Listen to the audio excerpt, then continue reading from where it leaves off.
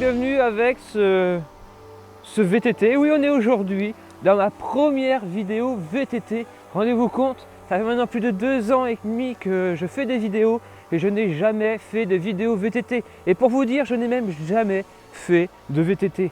Un abonné m'a alors prêté son petit Cannondale Flash Carbon 3 de 2012 pour m'essayer un peu au VTT. Alors, à cette occasion, on va participer à une randonnée organisée et on va essayer de suivre un peu le peloton. On va voir si je suis aussi adroit sur un vélo de course que sur un VTT. Ça risque d'être sérieusement compliqué pour moi. Vous le savez, je suis très mauvais descendeur, je suis pas grand casse-cou. On est alors en compagnie d'un vélo, j'y connais absolument rien, avec cette fameuse fourche lefty monobras. Autant dire que pour commencer le VTT, je sais pas le VTT le plus pourri, hein. Allez, on va partir sur quelques plans et on se retrouve en caméra embarquée. C'est parti.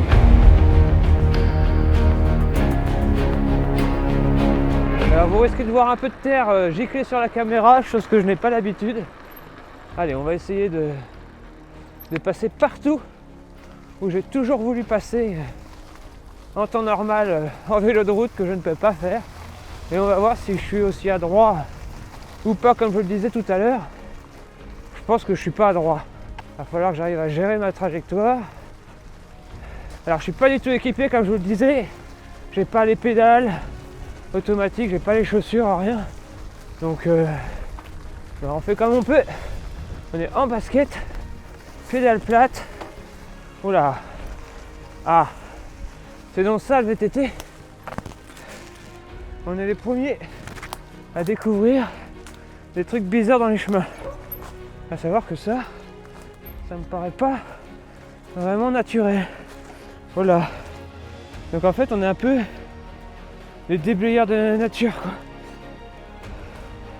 quoi. Je suis déjà essoufflé au bout de 3 km. Wow. C'est chaud. Donc on m'a juste expliqué le fonctionnement d'une fourche, la pression qu'il fallait mettre dedans et la pression qu'il fallait que je mette dans mes pneus, car comme je le disais, j'y connais absolument rien. Pour le reste, on m'a dit serre les fesses et accélère. C'est ce qu'on va faire. Alors quels sont les intérêts des passages de route?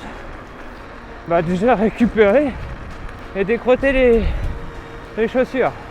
Alors on m'a dit quand tu es sur terrain, route, t'appuies là, ça bloque la fourche et tu vas pouvoir envoyer. Allez.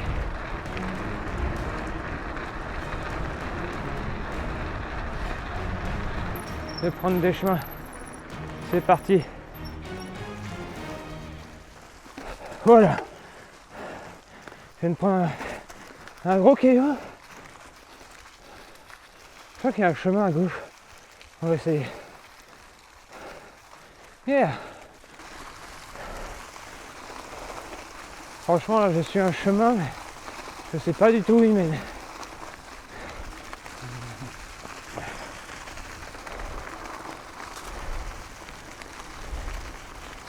Alors là il y a une belle descente, mais moi Cédric, pas casse-cou, je connais pas le vélo, je connais pas les freins. C'est ma première vraie descente que je prends en VTT donc oh mais ça, quand j'étais gamin, mais à 15-16 ans on prenait ça à donf. Et là maintenant que j'ai plus de 30 balais, je me pose un peu plus de questions et ça me fait peur.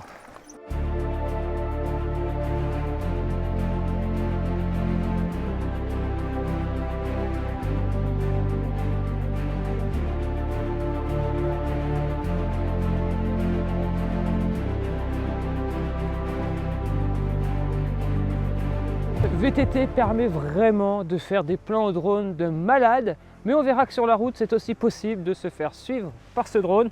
On en reparlera de ce drone, c'est le tout nouveau DJI Mavic 2 Zoom qui permet de créer un zoom x2. Donc là mon drone il a plus de 23 mètres de hauteur, mais en zoomant on me voit assez bien. Voilà, allez nous on va continuer la petite sortie VTT et on va surtout se retrouver sur cette fameuse rando VTT en caméra embarquée. Allez c'est parti, place à une bonne nuit de repos et on se retrouve dès demain matin sur ce Cannondale pour la vraie randonnée.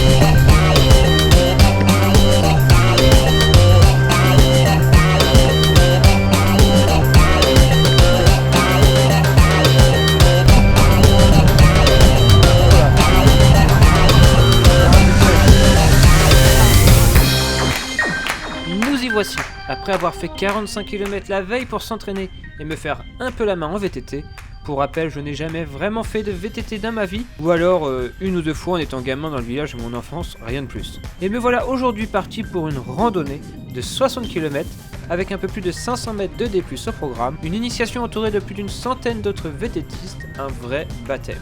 Coup de chance pour moi, le parcours est vraiment roulant. Mon expérience de cycliste sur route va m'aider à gérer mon effort et aborder les quelques difficultés de ce parcours. Mais on peut quand même faire un premier constat et des différences entre la pratique du VTT et du vélo de route. Je dis souvent que le VTT est moins monotone que le vélo de route. Je suis pas spécialement d'accord avec ça, je m'éclate tout autant dans les deux disciplines, mais il est vrai qu'il est impératif d'avoir à chaque seconde, à chaque mètre de chemin, une attention toute particulière à son pilotage si tu ne veux pas te retrouver dans le fossé ou alors dévié par un caillou qui t'emmènerait dans une mauvaise trajectoire. L'esprit est alors occupé différemment que le vélo de route. D'un côté, c'est l'évasion, les grandes distances, le vide, bref, le kiff. Et de l'autre, c'est l'adrénaline, la gestion du pilotage et le kiff aussi en fait. Autre différence avec le vélo de route, l'effort en lui-même. Si sur la route enchaîner les kilomètres est chose relativement facile, sur VTT, l'effort est totalement haché et intense. Le terrain tellement changeant, plus ou moins gras, plus ou moins facile, que votre corps s'épuisera bien plus vite que sur route. Réaliser comme je le fais ce jour-là 60 km de VTT permet déjà un excellent entraînement, là où en vélo de route je serai à mi-distance de ma sortie dominicale. Le VTT est une vraie discipline à part qui permet de réaliser des sorties courtes et intenses, de voir du paysage nouveau même à 2 pas de chez soi, de se sentir seul dans les chemins, seul au monde presque. Cette première expérience m'a vraiment beaucoup plu.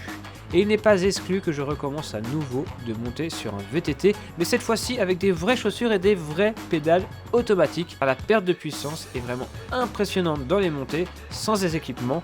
Il va falloir que je m'équipe, il va falloir que vraiment je me tourne vers un VTT, car sans l'aide de cet abonné qui m'a prêté cet excellent Cannondale, je n'aurais jamais pu réaliser cette vidéo et cette initiation. Donc merci à lui. Peut-être que grâce à lui, vous verrez peut-être d'autres vidéos de VTT sur la chaîne.